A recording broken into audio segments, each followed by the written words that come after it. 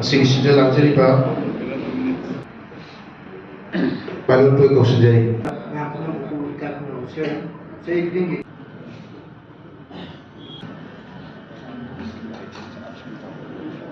ꯒꯟꯗ ꯑꯩꯈꯣꯏꯒꯤ ꯍꯦꯗ ꯑꯣꯐꯤꯁꯀꯤ secretary pen ꯑꯁꯤ ꯈꯨꯗꯣꯜ ꯇꯧꯕꯤꯔꯤ ꯑꯁꯤ ꯅꯥꯟꯊꯣꯛꯄꯤꯔꯤ ꯑꯗꯨꯒ ꯑꯌꯥꯝꯕ ꯔꯥꯖꯦꯁꯇ ꯈꯨꯗꯣꯜ 2024 ꯁꯤ ngasi mikuk kharagi matungda pung kharagi matungda loiragani asigumlaba yamna pukning nungsiba chahi amagi loirakpa anoba chahi ama lakpagi langdai gi mikuk asida aikhoi mioi khudimak mi haiba akhoi sida yamna tanikpa haukiba chahi sida haukiba thengnagiba thodok wathok mayamgi nungsiba adu anoba chahi ama lakpada hena phaba punchi ama lamdam isa mi masadagi oina aduga leibaktogi oina mana hingiba fruitagi oina hena phaba phibam amoinaga malemgi oina su hena phabi phibam ama lakani haidana thajabasi migi machatni masi human nature adubo ikhoina anuba chahi lakpa matamda akhoina thajaba thami madudi ahomba amadi soidana lakani haidana koi matam chukpada thajaba thami anuba chahi haying huren pung ahingi pung taragani thoi hek lanbaga ikoi naknaba khangna chanaba tinajaba maruma pangchingda ikoi wis pinanaba yaifa paujin pinanaba honei masi tongan ba field leiba mayamasu leibaki oina aduga magi fruitagi oina hena pharakpa phibam ama oiraknaba kidamakta koi paujin pine adubu ikoi sigumba paujin si leptana dumak piraga lai hanjin ikoi masengi marakta leibak sigi leiriba leingak oi singasu afaba miyamda hena phaba chahi ama laknanaba chahi duda hena phaba phibam ama lamdam ama oiraknanaba gi paujin kya piraga lai adubu paujin mayam si pina ikoi leibak ikoi khunai sidi ikoi phagalapra haragadi masi phagalapagi khudamchi kya ude aikoi hujik leiriba aikoi state sigi thoiba issue sing mayam masi aina tam tawjawa damna poli crisis haidana ai tam tawjai masi tam saina season jai maramdi aikoi si crisis amagi manungda crisis ama thonba crisis amagi manungda crisis ama thonba masibu tasengna architect tawnanabagi damakta tongan ba agency mayam ama koi lamda masida pairaga lei haibase koi khangi masina thoiba crisis sigi manungda crisis tongan ba crisis mayam thokanda tasengna thoglaiba crisis asigi yamna maru oiba core do madu kauhalakpa masigumba phibam ama khaktani akhoi ngasi hingiba adugumba punchi mahingse aduna punna nairaba aruba haibase amata yaudro pukri amada makha thangba maikai ising sogasu dum naigani awang thangba sosu nangni mamang su maning su mayai sogasu madugi pukri do pungnai nairaba aruba haibase masen amta yaudraba adugumba pukri dagi sokpi singse masi ekoi loinamak naigani adugi phibam mandini karai dagi horaga ekoi si ising du luhan gadagi haibase chamamnaraga leiraba adugumba khunai ama kakta ekoi si hingaga masigi tawpham khangdaba mayamsina amada ngangsinba amada haijinba amada tawsinba ekoi masen sigi maraktada ekoi si wakhal se karai dagi horaga khangadoino haibagi tawpham khangdaba khanpham khangdaba dum matam ama kak ekoi lei haidana khalli adubu mase ekoi matam chukpada sumain sum leini haibasu yade masidagi honghalakpa nei pulap nairaga leiramaba pukri duda leiribi sing pulap nairaga leiribi sing se mapung phana loinamak luholakpa haibase oithoktaba amadi natti masi oithoi karamba kanda oithoke harakanda aina ngasai haijakibaduni aikhoina tawriba thabak mahiroi oragasu oja oiragasu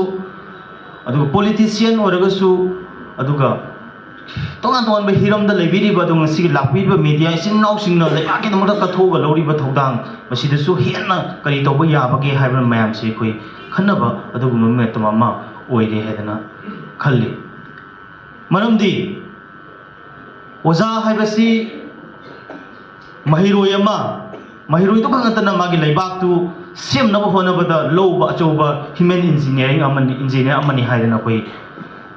hainari bani adubu laibak thibadi ekhoi gi lamdam sida oza oibidi ba oza community sigi marakta oza mayam amadi mahiroi chi tasing na magi profession tu magi ethics tu nga aga mahi tambi bagi mahutta magi khudung chagada mafam singda akoi laina ba hona badan hena thawa yaw badu mayam ama lairakta banate hauji thoiba haugi ba chahi 2023 gi megi tang ahum degi thoglaiba sigumba lan sigi na piriba saitheng sing asida akoi tongan ba sector da masigi saitheng phangdabade mata leite adubu saitheng sing ase khoi phangi hairagasu tangai phadana saitheng si phanghandana na ba honagadaba sector singi manungda education haibase thoithoi dona yamna maroi ba amakakni haidana te samna logjai maramdi laiba ama khunai ama hiram khudimangta mapung phana chokholakba haibasida magi laibak tu gi leiba mahi masing tamagi kanglon duna puthorkadoriba magi laibak tu gi human resource duna laibak tu gi leiba magi koi marai bak tu lepani habasi masigi 21st century sida thoido hindona miyamna loina mak gyana ba wafamni adubu laibak thibadi aikhoi hojik leiba lamdam sigi mahi masing tambagi kanglon chi section kaya dagi aikhoi masi phagana na honaragasu masi phawda tasing na aikhoi gi laibak asibu manglomda pusinba ngamba adugumba mahi masing tambagi kanglon ama akoi ohenbadudi ngasi phawda ngamdri haidana I lojai maramdi aikhoi loinamak hai education haibase amna maru oi education yaudagadi yaroi education haibase laibak tu yanglen saruni haidana koi loinamak ti hai masi akoi gi politician sing na so hai akoi academician sing na so hai mahiroi mayam na so hai mahiroi loop mayam na so hai CSO mayam na so hai mama mapa oibidi ba mayam na so hai section khudimang na hai education haibase laiba amagi yanglen saruni haidana adubu aikoina hairiba wahai se masi kayam yamna thamoi yongna aikoi yaminaba ngamage haibadudi akoi wahang oiraga lei hedana khalli masigi wahang oiraga leiba sidagini aikoina thoglaiba examination da aranba pambai sinnabagi wafam usai akoi ngasi guest of honor oina lingsin beri bojana thambiramba editor thambiramba exam da aranba pambai sinnaraga exam tawbada mahiroiduna maju aran bani haidana masi tawbam thokte haidana khanba ngamdriba ojagi community gi marakta gi su state se gi amna maru oiba board na loba amsum council na loba examination da ojana OC oiba natragana koi SI oidana ASI oidana leidiba mayam do madudana question leak oihenbada masad akiba phawruktriba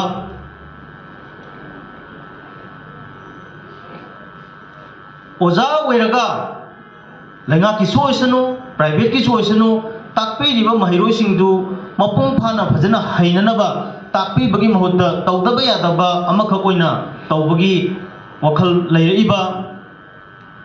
maroina lainga ki mahisang singda takpi tambiriba oza singi maraktagi aikoi manipur haiba yamna pikhraba lamasigi district amadagina district amada matam kharagi oina transfer chatbada sattananabagi wanom sareng yumfam oiraga aikoi thabak tawrakpa masugumba mayamse desamgi mityeng dagidi ꯑꯩꯈꯣꯏꯅ ꯂꯝꯗꯝ ꯑꯁꯤꯗ ꯑꯐꯕ ꯃꯍꯩ ꯃꯁꯤꯡ ꯇꯝꯕꯒꯤ ꯀꯥꯡꯂꯣꯟ ꯑꯃ ꯂꯩꯍꯟꯕꯁꯤ ꯌꯥꯝꯅ ꯇꯉꯥꯏ ꯐꯗꯦ ꯃꯁꯤ ꯂꯩꯇ꯭ꯔꯒꯗꯤ ꯑꯩꯈꯣꯏꯒꯤ ꯐꯨꯔꯨꯞ ꯑꯩꯈꯣꯏꯒꯤ ꯂꯝꯗꯝꯁꯦ ꯃꯥꯡꯂꯣꯝꯗ ꯆꯪꯁꯤꯟꯕꯒꯤ ꯃꯍꯨꯠꯇ ꯑꯩꯈꯣꯏ ꯁꯣꯏꯗꯅ ꯁꯤꯒꯅꯤ ꯍꯥꯏꯕ ꯃꯨꯠꯈꯤꯒꯅꯤ ꯍꯥꯏꯕꯒꯤ ꯃꯗꯨꯒꯤ ꯌꯥꯝꯅ ꯄꯣꯂꯤꯇꯤꯀꯦꯜ ꯑꯣꯏꯕ ꯀꯟꯁꯤꯌꯁꯅꯦꯁꯇꯣ ꯃꯗꯨ ꯑꯩꯈꯣꯏ ꯈꯨꯗꯤꯡꯃꯛꯇ ꯂꯩꯃꯤꯟꯅꯕ ꯉꯝꯗꯕꯗꯒꯤ ꯊꯣꯛꯂꯛꯄ ꯇꯣꯉꯥꯟ ꯇꯣꯉꯥꯟꯕ ꯁꯤꯟꯇꯝꯁꯤꯡꯅꯤ ꯍꯥꯏꯗꯅ ꯑꯗꯨꯃꯥꯏꯅ ꯂꯧꯖꯩ ꯑꯗꯨꯅ